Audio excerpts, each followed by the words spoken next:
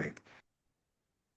And I'll just start with some opening prayers and then come back to this page so that we can talk about what we talked about over the past few sessions and see if anybody has questions or wants to debate, which is even better if you want to.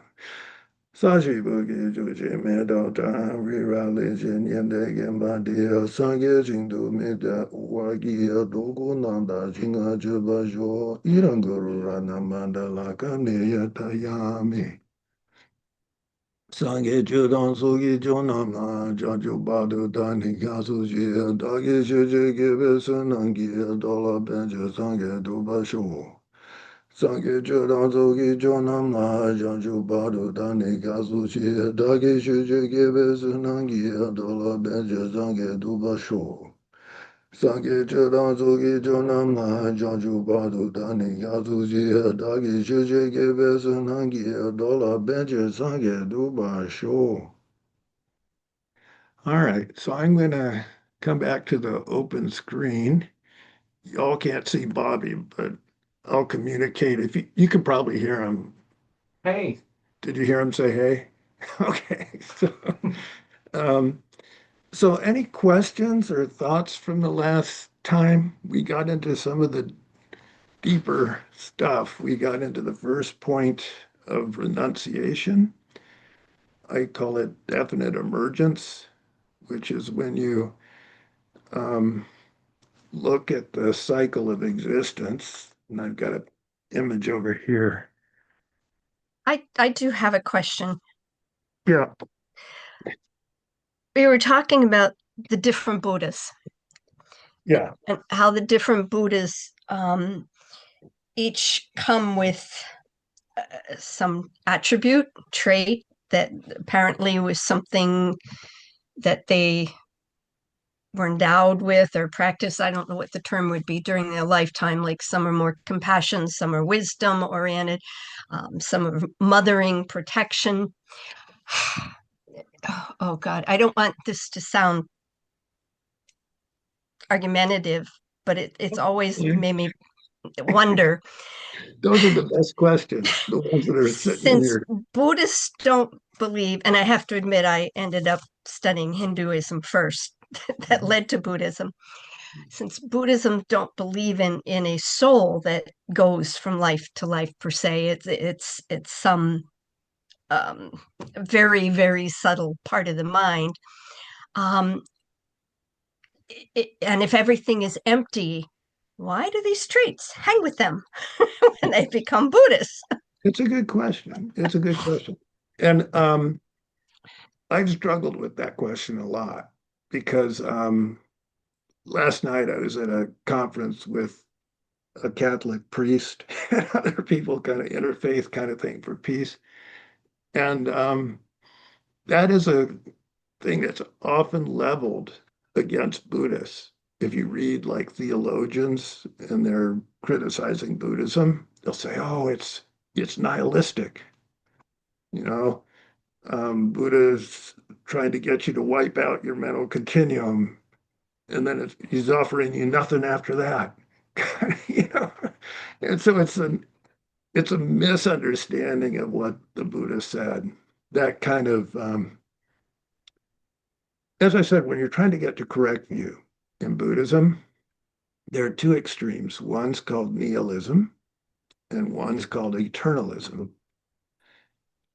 Now, what Tsongkhapa said is if you follow nihilism or nihilism, however you want to pronounce it, you're going to end up in a lower realm and you're going to get more and more suffering because the nihilistic thought is nothing really exists. And so it doesn't matter what I do. There's no karma, there's no past and future lives. Might as well just live, drink, and be merry, right? But what happens is when you follow that logical, um, it's considered a flawed logic from a Buddhist point of view. When you follow that, you end up creating causes for lower realm rebirth. And that's why in the wheel of life, these three lower realms of hell beings, hungry ghosts, and animals are particularly well populated, where it's relatively more rare to see humans and even much more rare to see divine beings, um, because it takes a lot of effort to not fall into those lower realms.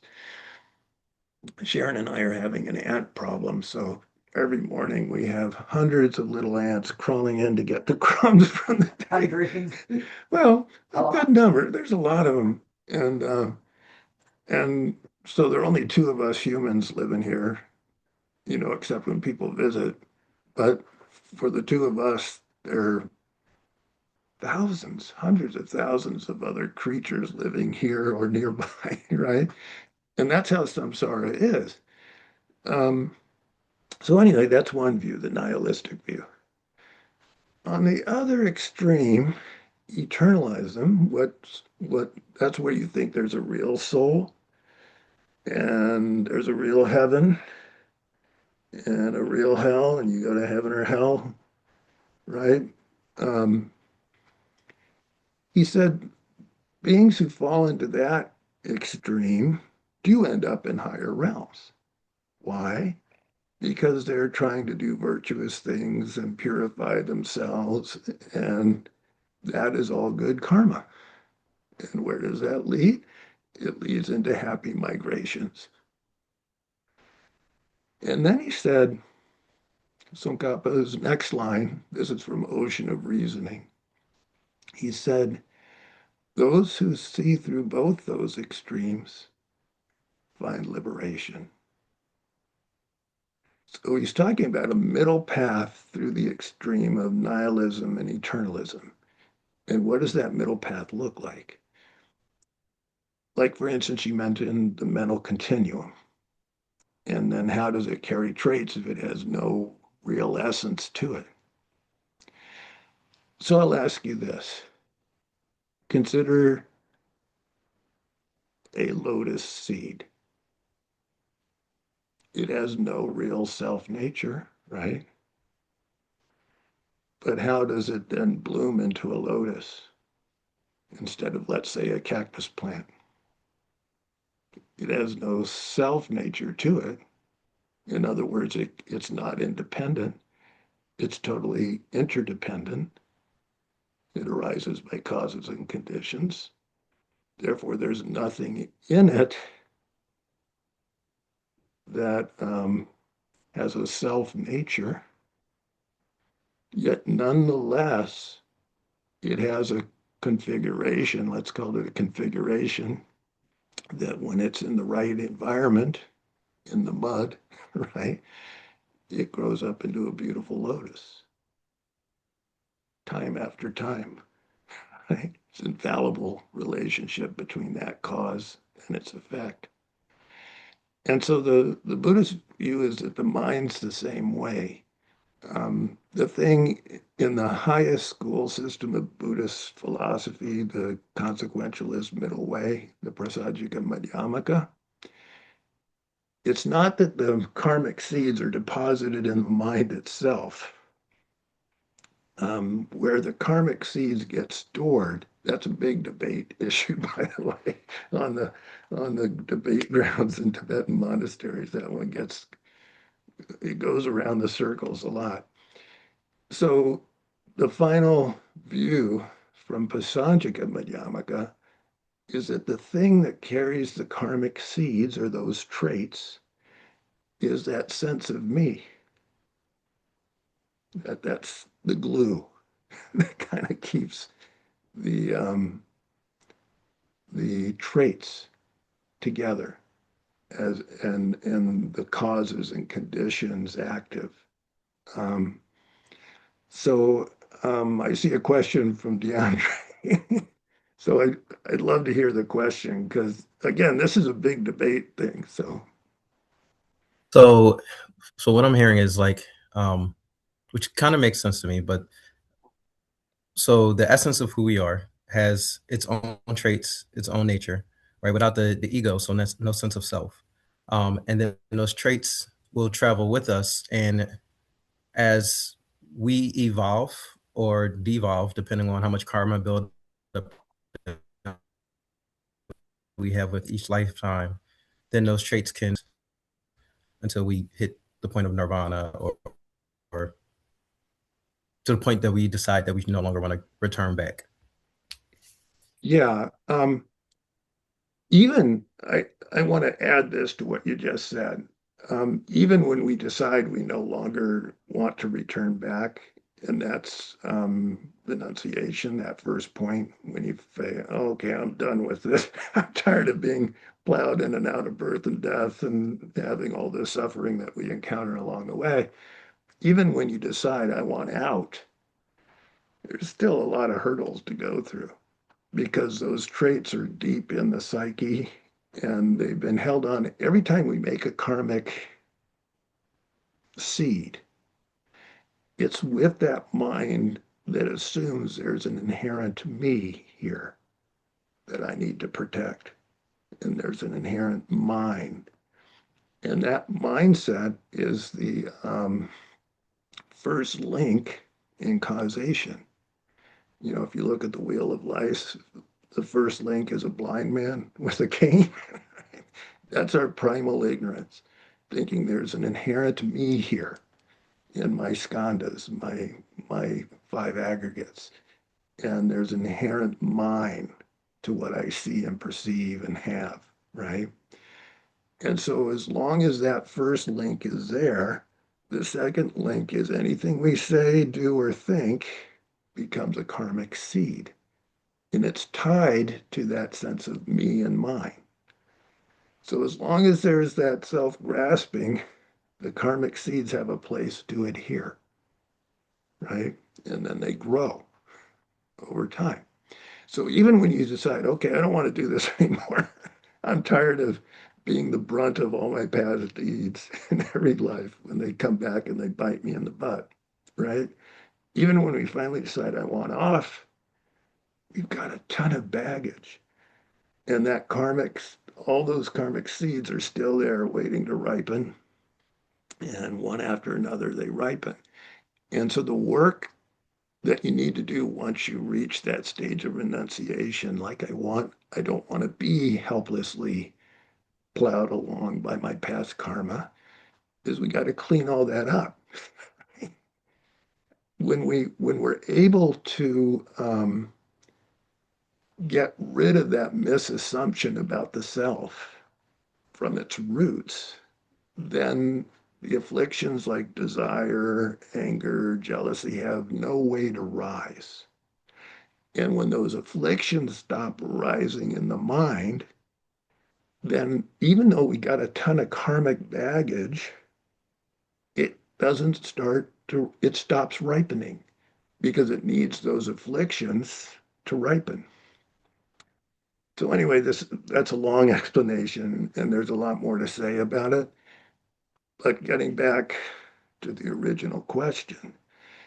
So when you reach that stage of renunciation and you want to stop cycling, and if you develop the wish to not only help yourself, but help all beings by becoming enlightened, then you've got lots of practice to do. And there are aspirational prayers and practices based on them. And then all of that, good karma, if you will, and the wisdom that you're developing, that takes its own configuration. So that when it all ripens and you become fully enlightened, you've got a unique set of skills based on that path. I once asked Saramaker Rinpoche, if they're already limitless Buddhas, why do they need me? Right? They're already these enlightened beings. What use am I?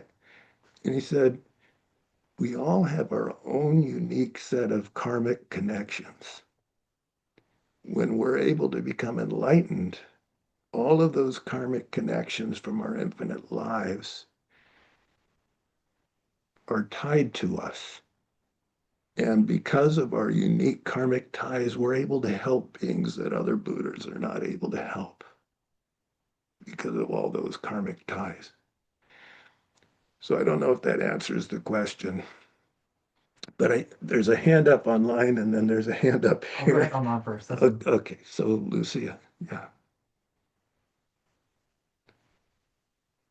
you're muted, Lucia, so you have to unmute. But I tend to feel that the psyche, the soul, the mind are all the same. Yeah, yeah. There's no debate from Prasajika and Madhyamaka. They divide mind into six things.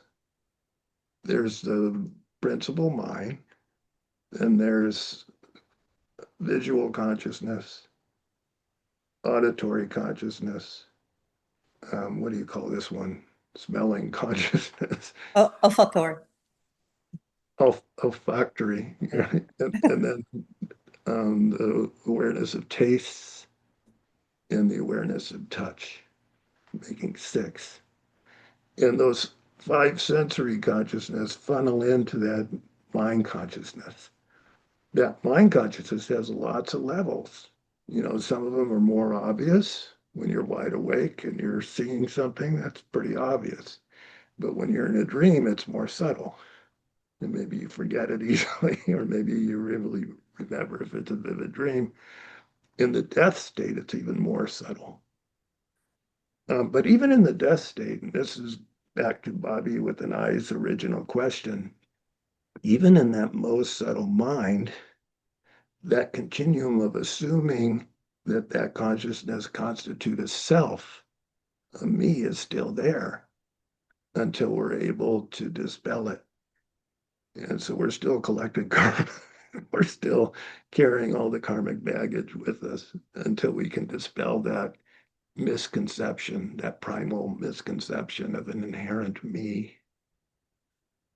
So, And I guess I have a lot to think about, but when we get rid of when we realize enlightenment and we cut out forming more karmic seeds, how come it's just bad karmic seeds? How come we keep the good ones and have these skills with us when we become a Buddha? well, Am I going into nihilism with this? no. It's said that all the virtue that a bodhisattva accumulates over the path of being a bodhisattva, when it manifests, when it ripens, it ripens into the form of that Buddha. And then all the wisdom that's accumulated on the path of the bodhisattva ripens into the Dharmakaya of that Buddha. And so it's not wasted. All the virtue is never wasted. The difference between a Buddha's activity and ours is their activity is called trinlay, and it's not bound by karma because they don't have that first karmic link of ignorance. All of their actions are out of wisdom and compassion. And so they're free. They're not bound. They're not creating negative karma. Why would they? They've totally eliminated their self-clinging. They've eliminated their ignorance. They fully developed their compassion. So all they want to do is help us, right? And so their activities are spontaneous, pure, free. And so that's what we're trying to get to on the path. So Bobby with the why. Oh, no, I was going to just say, like, I struggle with this too. I think everybody struggles with that question in Buddhism. Well, if there's not a soul, then what are we doing here? For me, especially coming from a more skeptical background, it helped me to think about that self as being a process and not a thing. So something that constantly changes, changes, changes, changes. So there's not really that permanent thing that doesn't change. And in things that I've read, it's compared to a river a lot of times, the water's always different, it's still the same river, that type of thing. And, you can take a sieve to it and clean it up and stuff like that. And at the end, hopefully it's pure, maybe not, I don't know. But that's just how I think about it. It's very simplistic. But I think, and you can correct me if I'm wrong or correct my understanding. Viewing it like that, brings karma more into light, as far as cause, effect, cause, effect, cause, effect. Yeah. That's the process of it. Versus a soul, where there wouldn't really be room for that cause and effect because it would be immutable and eternal. Well, also, I want to point out semantics.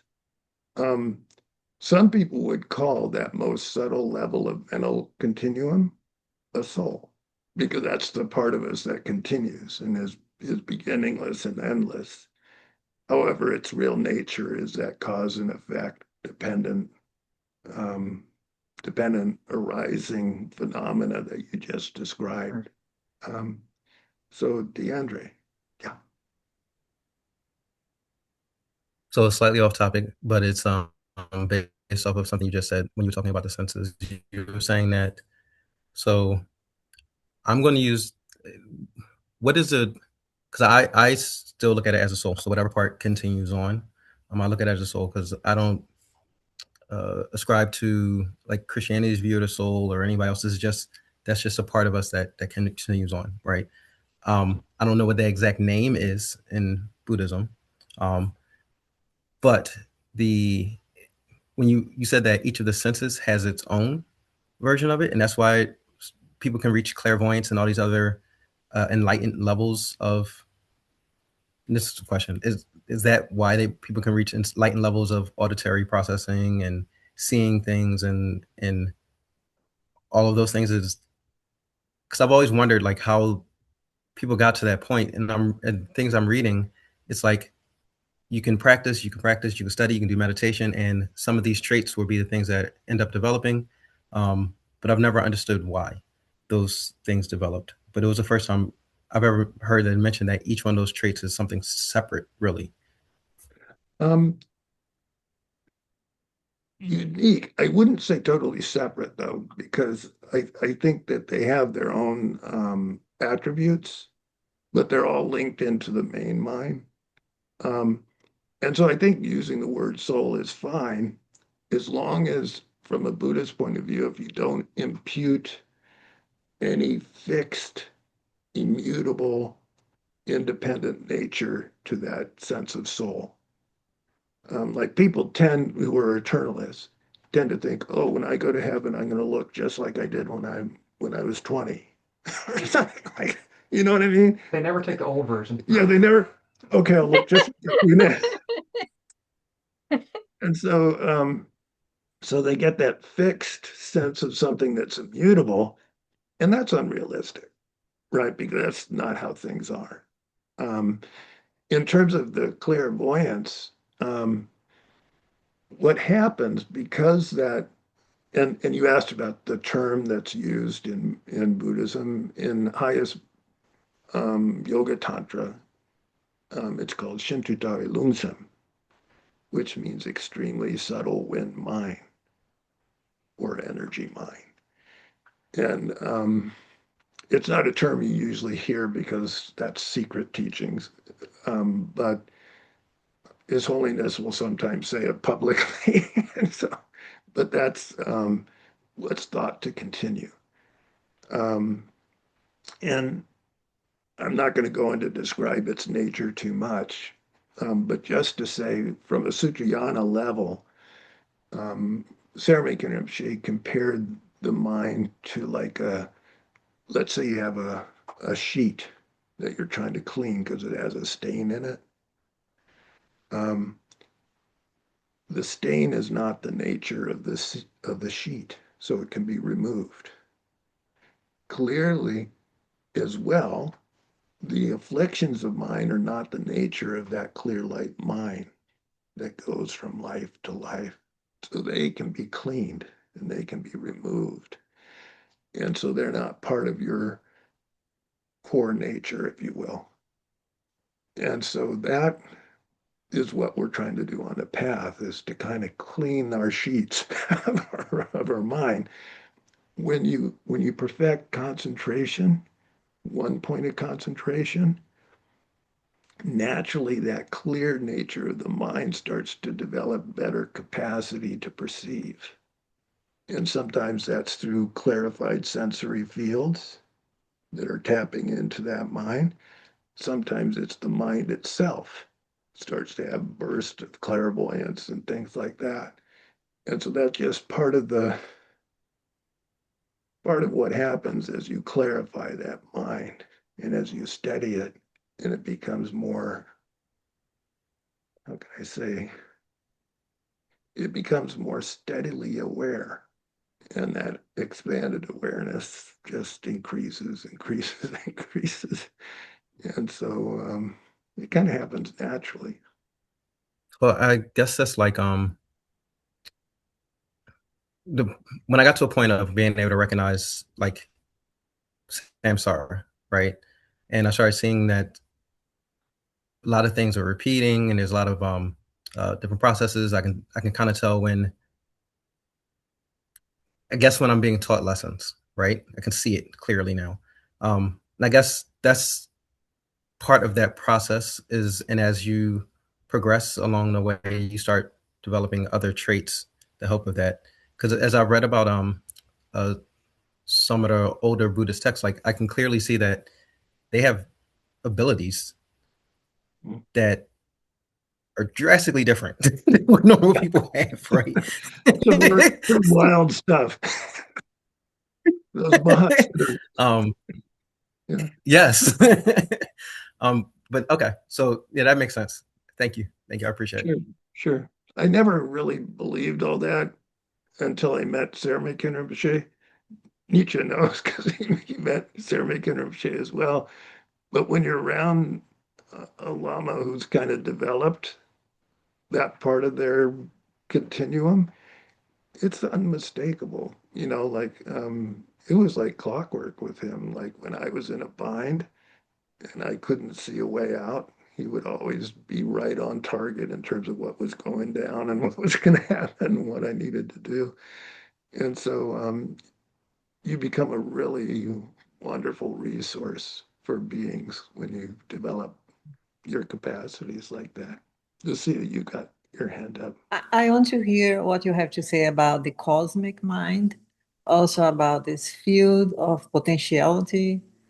I read in this on a Deepak Chopra book, Magical Body, Magical Mind. And so I don't know what's your point of view on this. Um, there's a similar idea in Buddhism, and particularly the Vajrayana, or the diamond vehicle, Tantrayana, the continuum, divine continuum vehicle of Buddhism. Those are synonyms, by the way. Mantrayana is another name for that. Um, but really, the end goal in those higher um, teachings and higher practices is the same as in Sutrayana. It just has different methods for cultivating the two bodies of a Buddha. Um, Not really different. It's just expedited. I'll say expedited methods for cultivating the two bodies of a Buddha. You mentioned that expanded mind, and in Buddhist terms, that's called Dharmakaya. That's the mind of a Buddha, and it's universal. It can see everything. It permeates everywhere. Um, its nature is wisdom that's totally raw and directly perceiving everything all at once all the time. I know that's hard to imagine, but that's what it is. Um, the Bodhisattva of wisdom, Manjushri, is called ever youthful because that omniscient mind is always totally new each moment, seeing everything. Um, its nature is pure because it's been purified of all the mental afflictions, all the ignorance, and its nature is also um, pure from the beginning in the sense that it's never had a self nature to it. And that's called its Vibhavakakaya, its nature body. Now, we all have that to a degree because we have a mind and because that mind does not have inherent nature to it.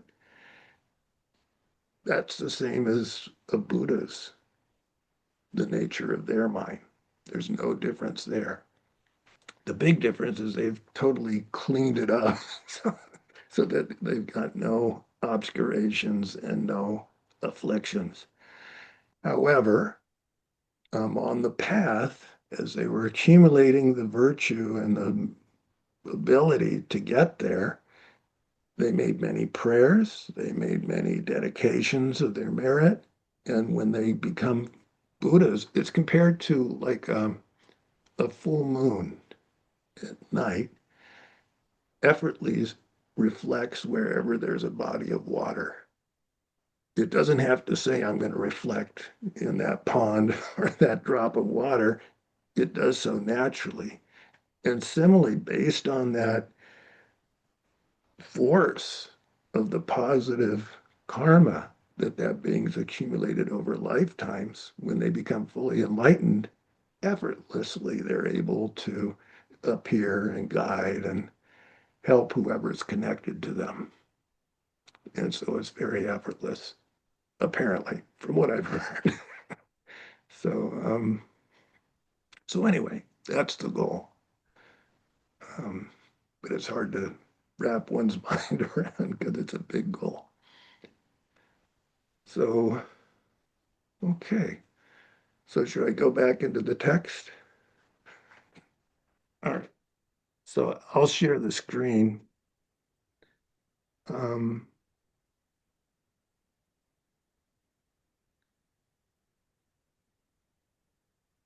and here's the text. I should give a copy of this to you so you get a. That would be great. Bobby needs a paper copy. Where did I hide it?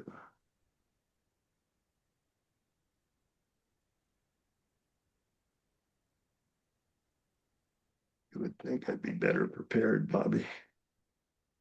Well, you see, I didn't bring any paper, so I can't say anything. So let me see.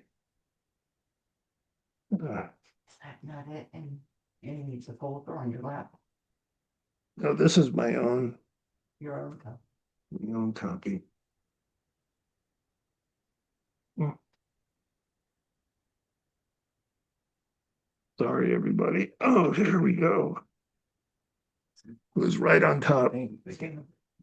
Oh, yeah, Sharon. There you go. Thank you. So, last time I shared something with you and I kind of went through it really quickly. But I hope you don't mind if I share it again because it's really important because this is basically what binds us.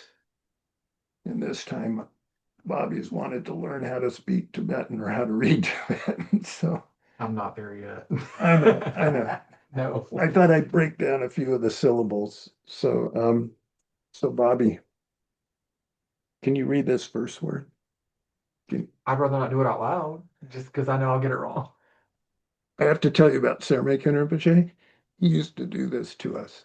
He'd give us Tibetan texts, and then we'd have to take turns trying to read it. So I won't put you on the Well, spot. thank you. But that first letter is a sa, like a low sa. Mhm. There's a high sa and a low sa. The second one is a ga. And when you put it together, it's sok. And then this letter is silent. It's a ba syllable. The next one's kya. And the next one's a sa. Only the cha is pronounced, but the sa at the end makes the ah into an a sound. So che. So sak che. The umlaut. It's like the vowel sign, drangbu, which makes an a, but it's done because of the suffix being there. The ah turns into an a sound. Yeah. It's one of those little quirky things about the language. Yeah, that's the umlaut part. It's, yeah, the two dots. Right? The two dots are when there's an O sound that turns into a. Yeah. Okay. So that's when you, but I don't know if we have any here. No, we don't. But anyway, so I just wanted to do that for anybody who wants to learn Tibetan. I'll do this a little bit at a time and torture you with it. And if you want to get good at it, we can go further into it. So Sakche Nyerlen means Sakche means contaminated, if you will. Nyerlen means closely grasping. Gipungbom means aggregates. The contaminated, closely grasped aggregates. So I want to spend a little more time talking about that because that's our predicament. That's what, in answer to DeAndre's question, that's why when we decide we want out, it's hard to extricate ourselves because it's a little bit like we've gotten ourselves into the middle of it by taking birth in this form. So when we're just a little bit of kefir in our mom's belly, we're newly conceived, right? Um, that continuum that decided to take birth there, or that was attracted to the union of our parents and ended up in the womb of our mother. There's lots of descriptions of how that happens. But that newly formed embryo, the sense of me and mine attaches to that. And then that forming infant in the womb sucks what tastes good, right? The body grows out of the mother's system and the food or blood, the nutrients in her blood.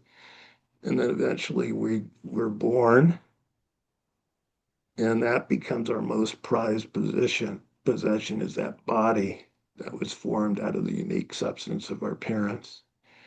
And then you'll notice this in young children. They're very sensory driven. Like if something looks good, they'll just stare at it.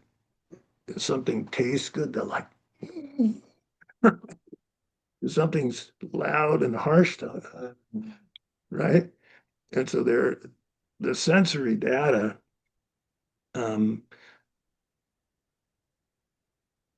this happens to all of us. We get very attached to what's pleasant and pleasurable, and we get very resistant to what's threatening or not pleasant.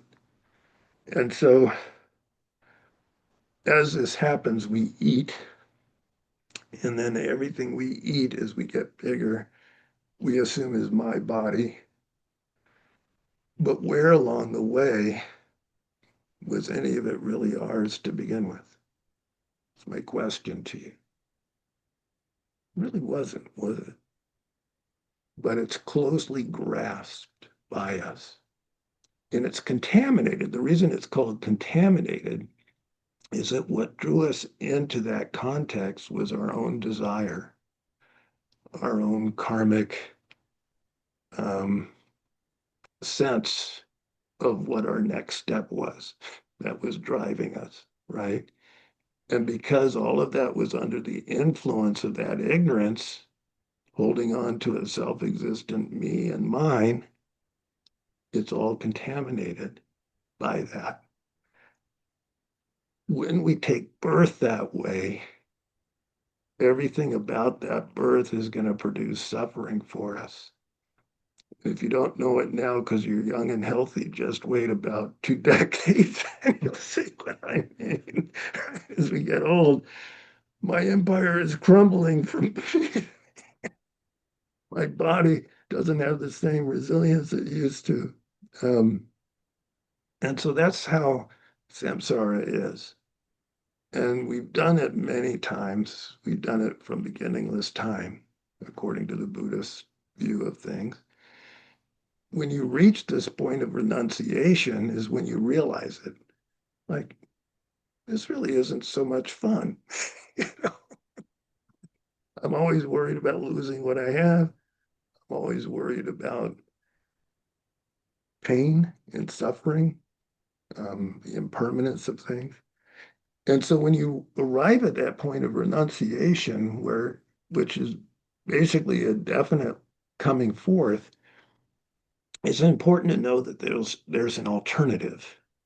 So in the wheel of life, and I'll show this on the screen. I'll share the image on the screen so you can see it there. But I'm going to show it here too for Bobby and Sharon here. You'll notice that Buddha is outside of it. He's outside of that wheel.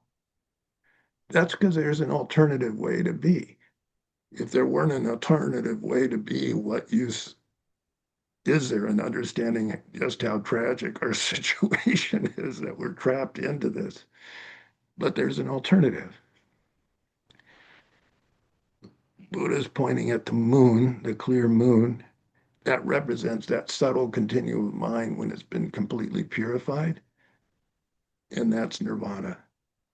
And there are two levels of nirvana. There's a lower level of nirvana, which is when you wipe out the afflictions from the mind, and therefore there's no more suffering for you. A higher level of nirvana is when you also wipe out the obstacles to knowledge, where you become a Buddha and you can see everything clearly. And that's when you can be fully helpful to beings. Yeah. So I noticed a lot of stuff that I read, the term nirvana is not really used in the Mahayana context, and I assumed it was because that indicated a cessation, whereas a bodhisattva comes back. Is that correct, or? Um, there are different terms used in Mahayana. In lower school systems, when they say nirvana, it's that first level of extinguishing the afflictions, where you're free, you're okay, right? Um, a higher level on the bodhisattva path is called a non-abiding nirvana. You've probably heard that term. I haven't. No. Non-abiding nirvana is when a bodhisattva reaches what's called the seventh or eighth bhumi. Oh yeah. And at that point, they've completely eliminated the afflictions. So they're just as happy as an arhat. They're free. But because they develop bodhicitta as their motive for getting there, they don't abide in exclusively that state of peace, because their compassion ties them to coming back, manifesting and helping beings, but they no longer suffer as they do that. Doesn't that make that compassion a kind of attachment? Um, it's a different thing because they've eliminated attachment from its roots by the time they reach there. It is purely a sense of based on loving kindness. I want all beings to be happy, and they're suffering. And that's a bit unbearable to them. They can't just sit by and watch beings suffer and not help. Um, and so that compassion pulls them back into existence. So they're in existence, but they're not of it. And that's why it's represented by the lotus flower blooming from the mud, but free of the mud and beautiful in the middle of it. So that non-abiding nirvana lasts through the last three bhumis of the bodhisattva path. And when they reach full enlightenment, you could say that's an ultimate nirvana, but it's not a resting nirvana. It's so they use another term, fully unsurpassed enlightenment, or some similar term to refer to beings who have reached that state. I don't think Buddhism really teaches that there will ever be an end, does it? On the debate grounds, this is a big topic too. When you see all the monks debating, is there ever an end to samsara? Otherwise, they'll never be Buddhas, right? Or Well, Yeah. how do you know that How do I know that all of you aren't Buddhas just trying to help me? I can tell you I'm not. I'm just kidding. Right? Well,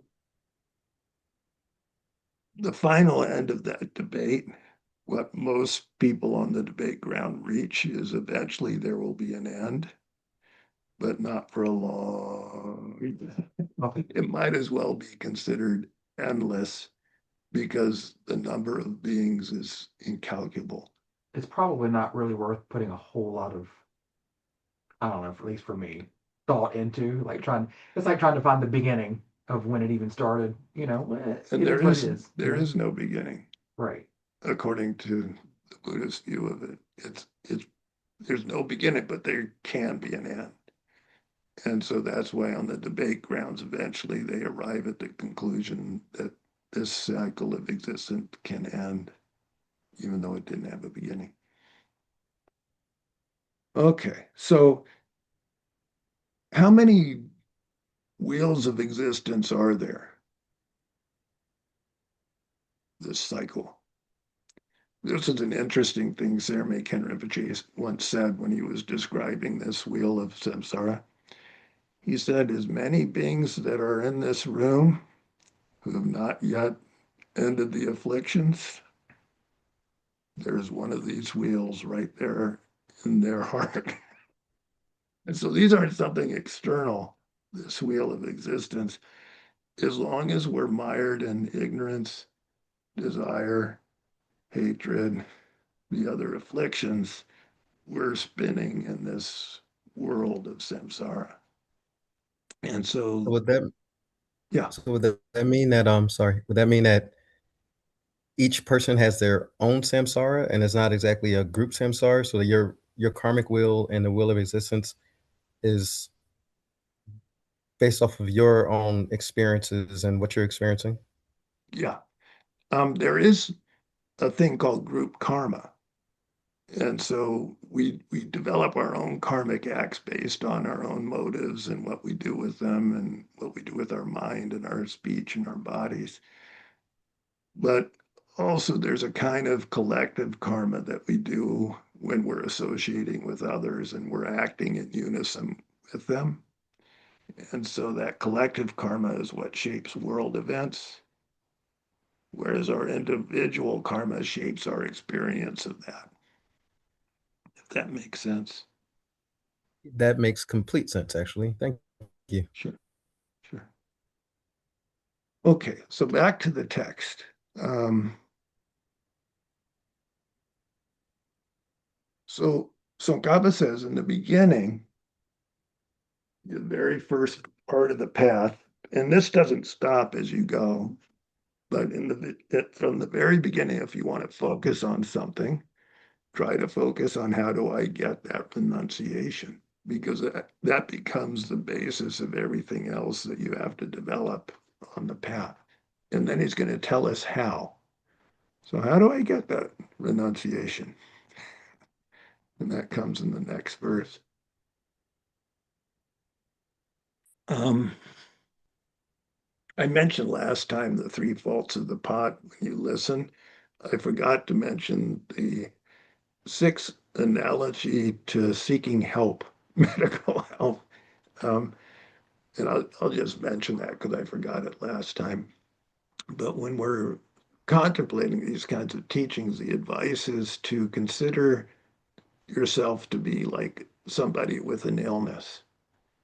When you realize where you are in samsara, it's like, ugh, like there's got to be a cure. Is it? I need to talk to a doctor, right? And so the analogy is to consider enlightened beings to be the doctors, or the Buddha to be the doctor.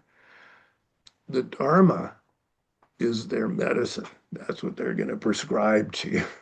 Here, take this. You'll feel better. Call me in the morning. And then the Sangha, those on the path who guide you and help you, are considered like the nurses helping the doctor administer the medicine. And then, so that's four of the six analogies. The fifth is if you want to get better, you got to take it as prescribed. if your doctor gives you a good medical regimen for an illness you have and you say, yeah, but I'm not going to do it, then good luck. Right? So you got to take it, you got to use it. When the Buddha um, helped the artist conceive this image, he added a verse that's supposed to be there in every image like this. Make effort to destroy it, enter into the Buddha Dharma, eliminate the Lord of Death as an elephant destroys a grass hut. At the end of his life, as he was laying on his side, and his disciples were all around him begging him to stay, he said, be a lamp unto yourselves, work out your own liberation. And so that's kind of the advice. And basically, he said, I've given you everything you need. That's how I got where I am.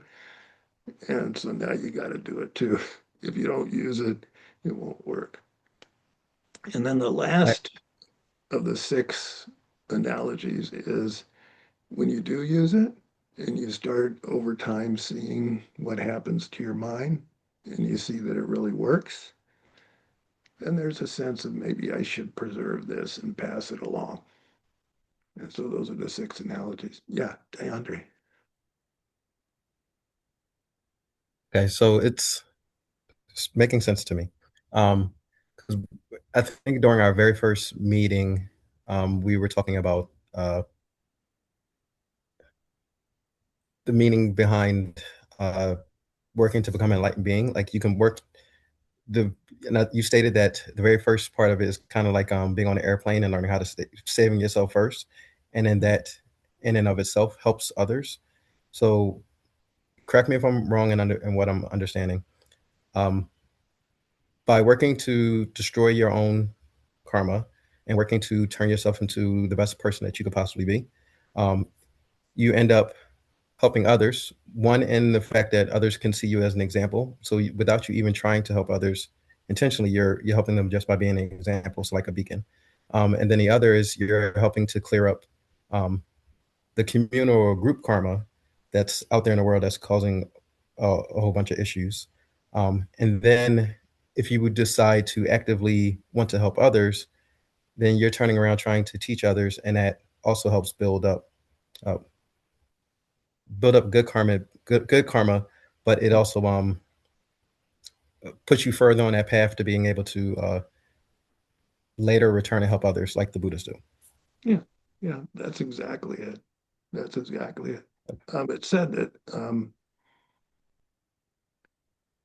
there are lots of stories. When you read the Buddhist stories, like those Mahasiddhas that you mentioned before, who had supernormal abilities, again and again, they uplifted Asia. They did. You know, here in the US, most people follow Christianity or sometimes Judaism or now more and more Muslim. Um, but whatever of those faiths people follow, there was some charismatic leader who seemed to transcend things and gained everyone's trust and transformed the whole culture, right? Same thing was happened in Asia when the Buddha appeared. And so any being doing that is helping everybody around them. It doesn't have to be obvious. The Buddha didn't teach unless somebody asked him to teach. So it doesn't mean you have to become a proselytizer, but it does mean that when you're cultivating this path, you can't help but influence everybody around you. We can't help that. We influence people, right? Good or bad. We're always influencing. When you're cultivating your compassion and your wisdom, I guarantee you it's going to be a good influence on whoever has the luck to bump into you when you're doing that. Lucia, you're muted. Is there a sense of purpose from the Buddhist point of view? Like, we are here, we're going to be cleaned up, we come back again, and we help other people, and then it's this cycle, and this is supposed to change the planets or whatever, this universe. And is there a sense of purpose? Um, that's an interesting question. I once heard somebody ask the Dalai Lama, um, what's the purpose of samsara? And his answer was, doesn't seem to be a particular purpose. It just seems to be what is. Just is. It seems to be what's happening, right? And so what happened is that Buddha and other enlightened beings figured it out, and they have figured a way to transcend it. And now they're at a position where they can help, and they see what we're going through, and they're extending a hand, right? And there is purpose in that. One famous teacher, Buddha Gosha, said, empty phenomena roll on. They don't have a particular purpose unless you make it meaningful, right? So there's no good purpose to cycling in samsara. People do it because they're trying to find happiness, but the approach that they have to find happiness is taking them away from the happiness they seek. And so the Buddhas or enlightened beings are beings who can see what causes happiness versus what causes pain. And they have the compassion to kind of point out, hey, that's not going to help you. Here, try this. And that's basically, and there's purpose in that, because it's helping others or helping yourself even. So again, how do you get renunciation is the next topic that Tsongkhapa gets into. And I'll just let you read that. Do I have any brave people who want to try to read the Tibetan? If not, I'll do it. But I have no problem making a fool out of myself. good. Because that's what we all did basically when my teacher was alive. We would struggle, and he was so patient. He didn't mind at all. So anybody want to try the first syllable? Which one are we going as? It's the last verse on the first page. Okay. And that first I'll give it syllable. a shot. Okay. Is that the Dell? Yes. Yeah. Okay. Yeah, you've got the phonetic Tibetan on the right side. So Del Jor. So Del those Jor. Yeah. Nye, Yeah. Katse La Gatse, Long Katse La Long Mi Pa. Mepa. Good. Yeah, good. So I'll go through the letters so you can start to learn the alphabet and how it's put together. This first letter where my cursor is Da. Next to it is another letter, La. The La, the main letter pronounces the Da, and the La makes the sound turn into A, so it becomes pronounced Del. That means freedom.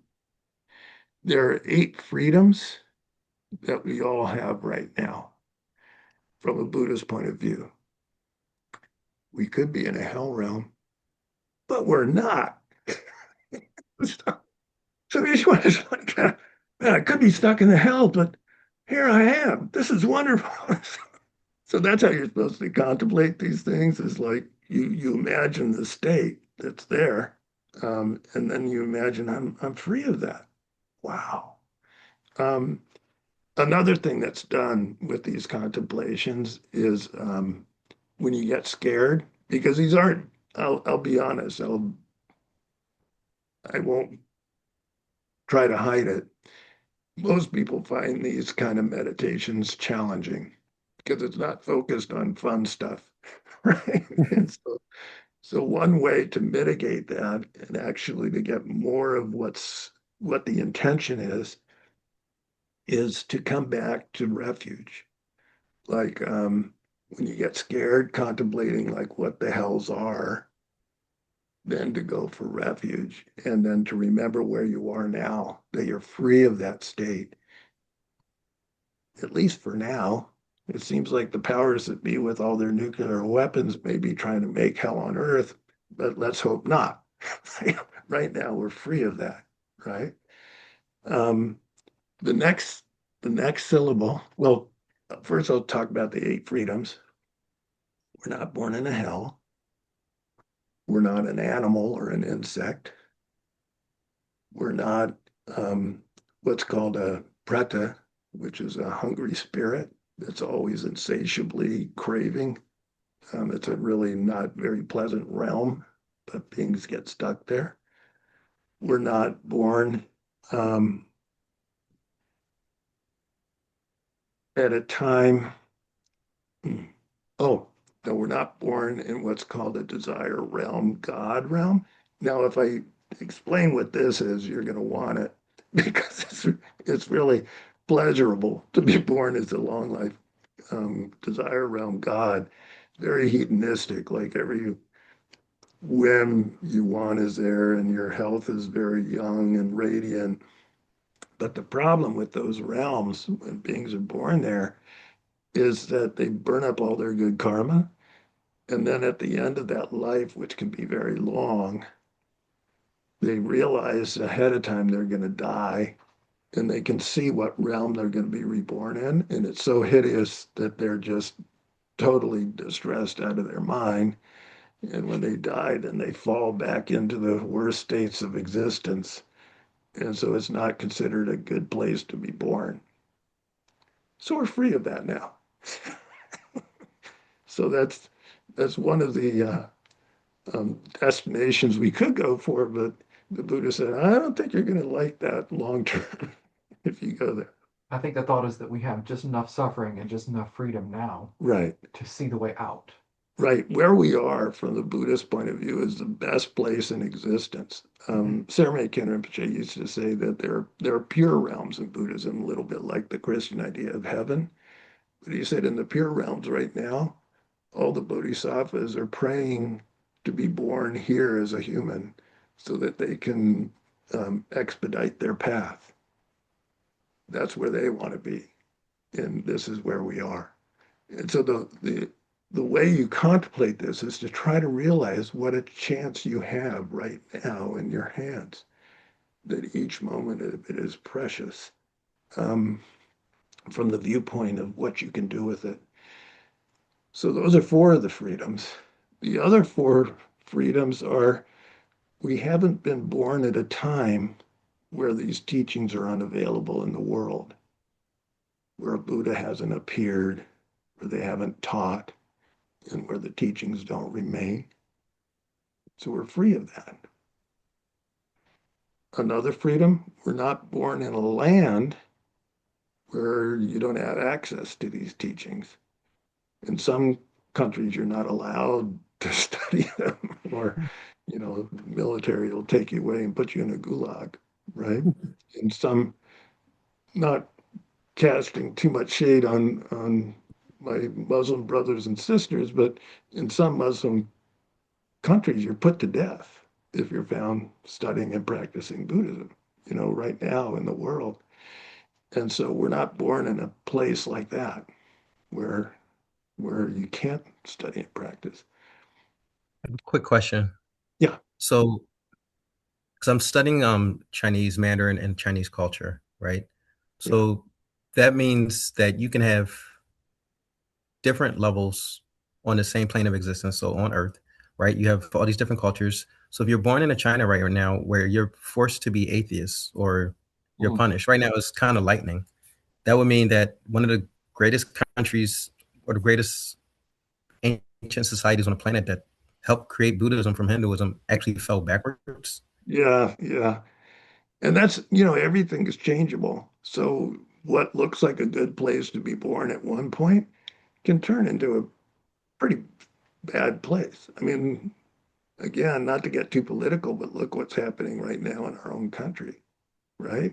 We used to be the beacon of the world for freedom and inclusion and science and health. Well, Here we not are. health, but here we are, like we're like over in Hungary trying to keep Putin's man in power. You know, we're You, cutting you, people's rights and putting people in gulags and wow. you know, looking at it from another perspective, at least for me, I hate to say it, I'm sort of grateful for what happened because I wonder if I would have ever heard of Buddhism if the Dalai Lama hadn't gotten out of Tibet. Well, actually, you're not alone in saying that. Khensa Rinpoche, Samye Khensa Rinpoche said, let's face it, you and I would not have met if it weren't for Uncle Mao. Yeah. And so a lot of people in Tibet, including the Dalai Lama, um, saw that tragedy as perhaps bodhisattva activity allowing the Dharma to come west and to spread at a time when the world needs it. I think Right? they did a tremendous job at that because Tibetan Buddhism has been very just open. Yeah. It's very, believe it or not, as what's the word to describe it? Peculiar as it seems, right? You know, it is very accessible to everybody. It's influenced so much. I mean, even more than other forms of Buddhism.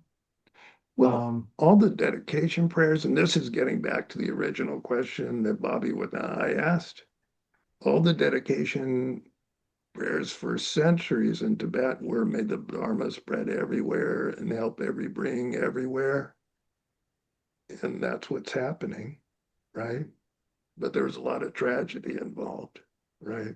So so anyway, we're reaping the benefits, but um, would have been nice if it happened without all the loss and tragedy. Um, so anyway, that's the seventh freedom, is that we're in a place where we can study, or that was sixth freedom.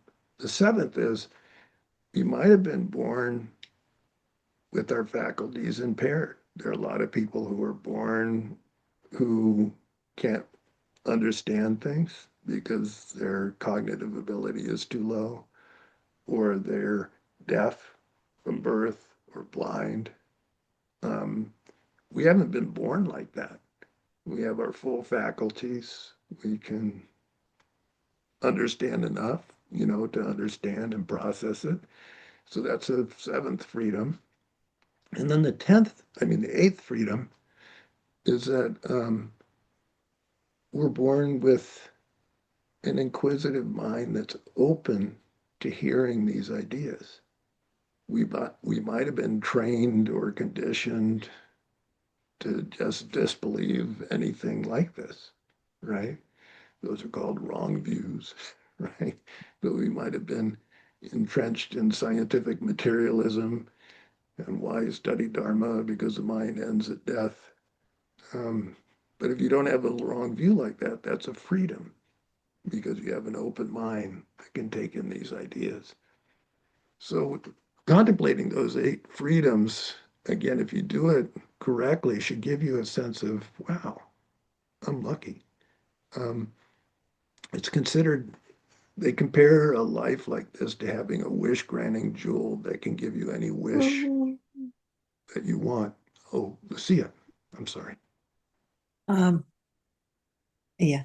I When I was studying the immune system and the immune cells, that's when I was perplexed that only materialism wouldn't explain that. So my question is the mind, I know the mind is not epiphenomenal of the brain, but the cells have a mind, the Yes. body has a mind, everything is mind. Yeah. Yes. Yes. Actually, this is a really interesting branch of science. they're studying how cellular organisms seem to have decision-making ability. And so the mind permeates into the cells as well as the overall organism. So yeah, it's interesting stuff. Yeah. Uh, okay, so I was mentioning the reason this life is seen as so precious is with it we can fulfill what are called the three great purposes. The first great purpose is with this life right now, if I use it well, I can avoid falling into one of those miserable states of existence in my next life. If I use this well, that will free me from untold horrors that my karma might otherwise take me to in my next life. That's called a beginning level of how to use this information, right? The second great purpose is to think, okay, even if I manage to stay out of a lower realm in my next life, still I'm in that wheel and I want off. And when you use this life to try to get free of that wheel of suffering, that's considered the next level of how to put this life to use. And then the greatest purpose is to seek full enlightenment for all beings, which is considered the highest use of this life. This is the three scopes, isn't it? Yes, Okay. it's the three scopes. Okay. Yes. But they're also called the three great purposes in this context. So the next syllable, how we do, we could do the next syllable. The first letter here is an ah that my pointer is pointing to. That's silent, but it kind of helps you if you study Tibetan because there are a lot of words that look the same but have little differences in their spelling and have different meanings. So the ah, the next letter, the main letter here is a ba. There's a little tail underneath it. That's called a yatak. You see my cursor? It's called a ya. That's a ya syllable that's attached. And that takes the ba sound and it turns it into ja. And then up top, there's a vowel sound. That squid, that little looks like a flying bird, that's a naro, which makes it into an O sound. So jo, ao ba yatak, ja naro jo. That's how you spell it in Tibetan. And then the last syllable here is a ra sound. And so that makes it into jor, jor. So that's how you pronounce that syllable. Jor means riches. And so we went through what we're free of. And then these are 10 things that we actually have right now that we should feel very wealthy with. We've been born as a human. We've been born in a central realm, which means a place where the teachings are available and still thriving somewhat, right? We've been born, let me see, Miki, Uki, Sampai Wang, we've been born with our full faculties so that we can access the teachings and study and practice them. Nidandu, Uda, Sang. We haven't performed any karmic actions, hopefully, that would send us into a lower realm despite everything. That's like actions like killing your mom or your dad or um, killing an arhat or causing schism or, there are 5 what are called immediate bad deeds that are so powerfully negative that when you die, you end up with a one-way ticket into a bad migration. So we haven't done that, hopefully. Um, and then trying to meet you, something wrong. I'm blocking it. Sorry, I should know these by heart. Um,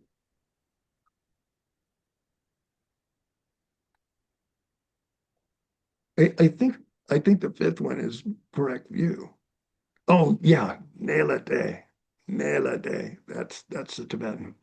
That means we have some faith for the teachings.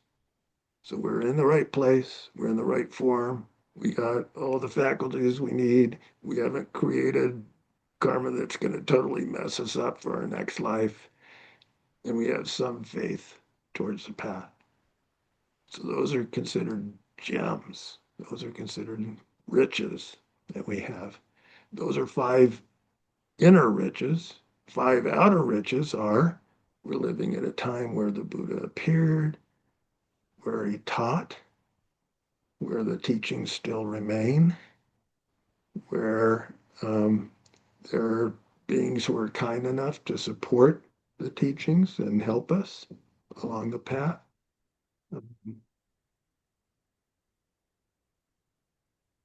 I, I'm my memory, I'm getting old. The fifth one is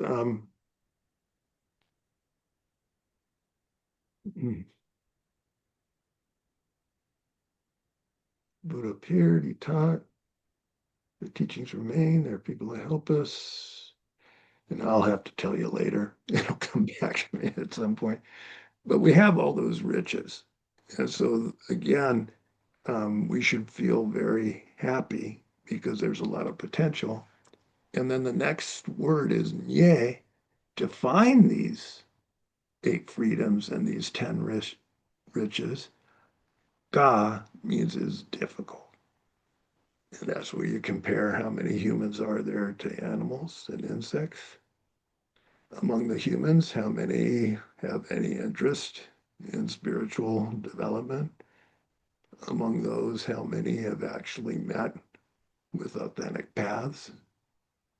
Um, Very rare in terms of numbers, very few.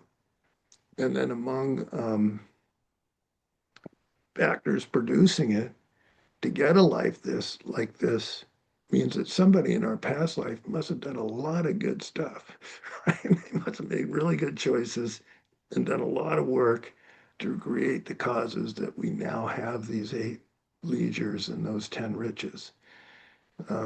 There's one famous Lama named Guntang Rinpoche who said, past lives, Rinpoche, thank you so much for this perfect human rebirth. This life, Rinpoche, please don't throw me into the hells. So, so anyway, that's a Tibetan way of viewing it. Yeah, DeAndre. What you just said was like profoundly, I don't, it gave me a sense of gratitude I haven't experienced before.